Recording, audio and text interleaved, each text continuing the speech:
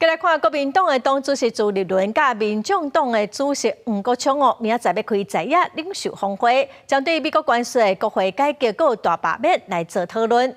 朱立伦今仔伫面册嘛强调讲，因的诉求是甲民主幸福台湾。黄国昌嘛邀请总统赖清德参加。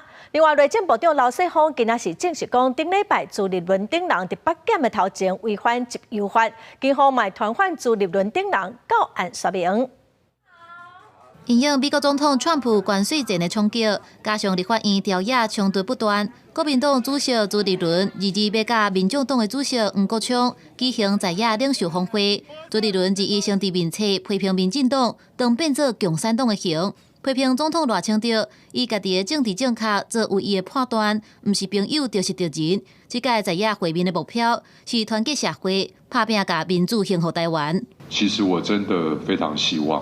我也很诚恳，能够呼吁其实赖清德主席能够一起参与的话，我相信是国家之福。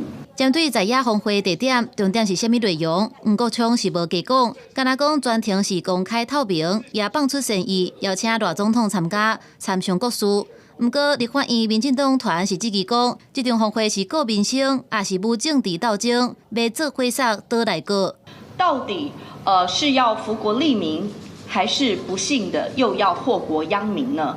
那或者是为了解救国民党的大罢免的危机，来想出其他的手段，例如说一起来推倒阁。那北检侦办国民党青年军的4人联署，朱立伦顶礼拜是调集党公职，涉嫌伫北检头前违法陈情抗议。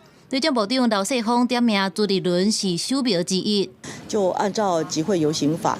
那所提列的名单大概就是主谋首谋者包括朱立伦主席谢龙介委员，还有他们的发言人杨之韵。这个没有什么一个办不办理的一个问题。针对有真侪位国民党的民代声称有甲马汉杀互倒，敢是要做伙团犯？